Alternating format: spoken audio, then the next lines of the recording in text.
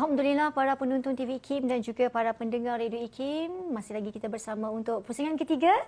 Sembang-sembang dengan Umi yang saya kira seorang wanita hebat yang saya amat kagumi semangat dan juga kecekalan beliau dalam menempuh kehidupan. Daripada mula sampailah sekarang ni, macam-macam kejayaan telah ditempuh oleh Umi.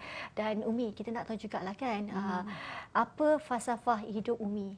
Kan tentu ada sesuatu yang Umi jadikan sebagai prinsip untuk Umi melalui kehidupan boleh berjaya sampai tahap sekarang ni Umi. Okey, sebagai seorang manusia kan,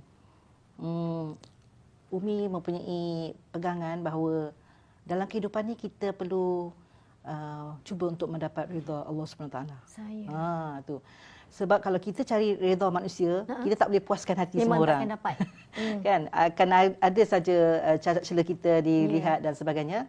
Jadi kalau kita dah dapat redha Allah, insya-Allah lambat laun kita akan dapat juga redha manusia. Mungkin di penghujung usaha kita itu kan. Seperti apa yang berlaku pada Umi kan. Di mana usaha Umi tu dipandang enteng kan, ditohmah dan sebagainya. Tapi bila Umi telah berjaya kan menghasilkan anak-anak sedemikian, mereka yang mengata Umi telah meminta maaf kan, telah mengatakan betapa beruntungnya Umi kan. Jadi sebab tu redha Allah itu amat penting. Jadi macam mana kita nak capai redha Allah itu ialah dengan ada ilmu. Kan? Kita ada ilmu, kita belajar lebih lagi. Kalau kita ada sijil daripada universiti, kita tambah dengan parenting skill yang kita cedok daripada seminar, pergi baca buku kan, pergi workshop untuk menjadikan kita ibu bapa yang profesional. Dan bila di masa yang sama, kita juga perlu ikhlas kan, seorang wanita yang insya-Allah kalau dia memilih untuk menjadi seorang ibu suri rumah, dia harus ikhlas memikul tanggungjawab ini, bahawa ini adalah amanah yang diberi oleh Allah SWT supaya ibu tu ikhlas ikhlas-ikhlasnya mendidik anak. Sebab inilah antara ibadah yang akan dipertanggungjawabkan di akhirat kelak. Jadi selepas dia dah faham, dia dah ikhlas, maka dia berusahalah bersungguh-sungguh kan, melalui amal dia, dengan menaikkan diri dia kan, menjadikan usaha dia tu berbaloi dengan akidah yang kuat, fikrah yang mantap kan, ibadah yang sahih, dan menjadikan keluarga dia sebuah keluarga mukmin. Dan walau apa pun halangan dan cubaan sepanjang hidup tu, ibu tu kena teguh diri dia dan hati dia, cekal, minda dia kena kuat kan, jiwa dia kena kental, dan matlamat dia kena jelas. InsyaAllah dia akan berjaya mengharungi suka duka dan pancaroba sepanjang menjadi seorang ibu yang benar-benar misali lah. Maknanya untuk senang kena susah dulu kena susah dulu. Macam-macam ujian Allah beri bertimpa-timpa dengan cakap-cakap orang laginya. Saya ibaratkan Umi ni ibarat pemata. Pemata walaupun disimbah lumpuh para penonton, para pendengar, tetapi kimilaunya tetap jua. Okey, di hujung ni, sebelum kita nak tahu tentang hasil tulisan hebat Umi, ini penulisan yang ketiga sebenarnya. Buku ni bestseller, tapi kejap lagi. Sebelum tu nak tahu apa kata-kata semangat, kata-kata akhir, inspirasi yang Umi nak berikan kepada para penonton juga pendengar kita. Silakan Umi. Okey, sebagai nasihat Umi lah kepada para ibu bapa di luar sana,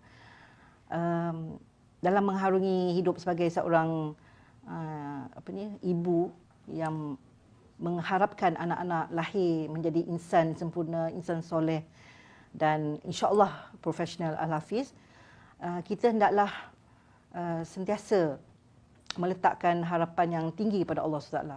Jangan berhenti berharap pada Allah, berdoa dan sentiasa berdoa dalam tahajud kita, dalam duha kita, dalam solat kita. Kita berdoa agar Allah memperkuatkan jati diri dan dalaman kita. Di masa yang sama, kita juga jangan berhenti memberi harapan kepada anak-anak. Kan, walau siapa pun anak kita, walau cerdik dia, walau lemah dia kan, walau sempurna, walaupun tidak sempurna, tapi kita terima seadanya dan kita didik dia sebaiknya dan menjuruskan dia ke bidang-bidang yang dia minati kan, sama ada technical, akademik, seni ataupun vocational. Tak semestinya profesional tu just doktor, peguam dan engineer kan. Tapi apa juga bidang yang anak tu mahir, kita lorongkan dia dan kita bagi bimbingan secukupnya kan. Dan di masa yang sama, kita sebagai ibu dalam usaha kita kan menghasilkan anak-anak sedemikian, kita kena yakin bahawa apa yang dituntut daripada kita adalah usaha sungguh-sungguhnya. Tetapi jika tidak berjaya, jangan putus asa. Yakinilah bahawa hasil tu adalah milik Allah. Allah yang akan menentukan sama ada usaha kita berjaya atau tidak. Tapi di pihak kita, don't give up, usaha sehabisnya dan bertawakallah kepada Allah SWT. Anak ni, bagi yang menjadi ibu lah kan, anak ni isi perut kita, Umi ya. Betul. Maknanya kalau apa-apa jadi pada anak kita, pedihnya ibu je lah yang tahu sebenarnya sebab kita yang mengandung, yang melahirkannya. Dan anak permata dunia akhirat ya. Kalau harta benda bukan cakap tak penting ya, penting Umi kan. Penting sangat. Tapi itu boleh cari kan, kereta rumah boleh cari. Tapi kalau anak kita tak menjadi ataupun yalah kita tak berjaya mendidik menjadi anak yang seperti mana yang dikehendaki oleh Allah Taala, itu satu kerugian yang besar sebenarnya untuk dunia dan akhirat ya. Itu saham kita sebenarnya untuk mendidik anak menjadi anak yang sehabis baik yang kita mampu. Okey, di hujung ni Umi. Ni dia buku yang saya masukkan tadi tu. Suri Rumah Profesional Jutawan di Rumah. Dan saya tertarik ni pada pendengar kata-kata di depan ni.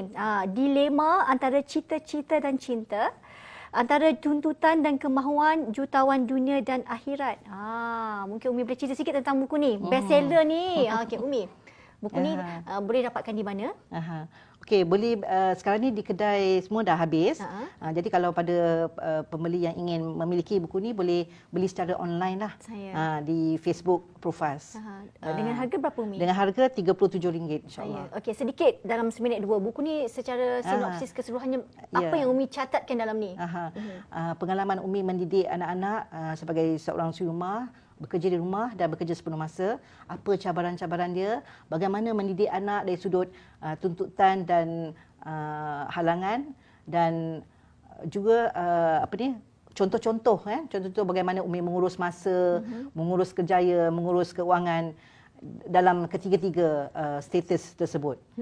Dan peranan Abah pun ada dalam ni, bagaimana Abah mengorbankan keuangan dan menyediakan tabung keuangan untuk pendidikan anak melebihi kebelanjaan yang lain. Sehingga kami usia 40 tahun baru beli rumah. Sebab fokus pada pendidikan anak-anak dan membayar menyediakan dana yang cukup lah untuk pendidikan anak. Sehingga menghantar mereka seorang demi seorang ke Yaman untuk belajar bahasa Arab. Subhanallah. Jadi para penonton TV IKIM dan juga para pendengar Radio IKIM, kalau anda nak tahu semua pengalaman berharga, pengalaman mahal Umi tu semuanya telah Umi rangkumkan, abadikan dalam buku ini yang merupakan bestseller. Saya pun tak sabar nak dapatkan. Umi kata nak bagi hadiah ni, minta tanda dengan Umi sekejap lagi. Boleh. Jadi insya-Allah Umi kata sesiapa yang telah pun memiliki buku ini mempunyai inspirasi untuk membentuk sebuah keluarga hufaz seperti mana keluarga Umi. Ya, betul, insya-Allah. Insya-Allah. Baik. Amin amin ya rabbal alamin. Dan saya kira ini saja masa yang sempat kita bersama untuk episod ketiga bagi tajuk Inspirasi Keluarga Hufaz, dan Umi telah berjaya membina sebuah keluarga hufaz di mana kelima-lima anak beliau yang merupakan 5 orang lelaki, 5 orang hero ni, 5-5-nya hafiz yang profesional ataupun kita kenali sebagai profaz. Tahniah banyak-banyak kepada Umi. Mudah-mudahan Umi sekeluarga diberikan rahmat oleh Allah dunia dan akhirat kerana memilih Al-Quran sebagai matlamat kehidupan dunia dan akhirat. Insya-Allah. Terima kasih. Sama-sama. Maknanya kalau kat dunia pun belum pakai mahkota yang dipakai dibuat daripada cahaya tu dah berseri-seri. Kalau di akhirat subhanallah. Amin. Baik, selamat berjaya untuk Umi di masa mendatang. Terima kasih. Insya-Allah ada rezeki dan juga ada ketika kesempatan kita jumpa lagi. Okey, terima kasih kerana menjumpa Umi. Terima kasih. Assalamualaikum Umi. Waalaikumsalam. Dan sekian daripada saya Siti Rohani Surani bersama untuk episod ketiga menerusi rancangan Wanita dalam Islam. Terima kasih kepada seluruh kru TV IKIM dan juga kaki tangan Radio IKIM dan juga kepada anda. Moga-moga rancangan ini dapat memberi banyak manfaat buat anda semua. Dan jangan lupa untuk saksikan WDI setiap Rabu minggu keempat pada jam 3.10 petang di TV IKIM dan juga di Radio IKIM. Jumpa lagi. Sehingga itu, Assalamualaikum warahmatullahi wabarakatuh.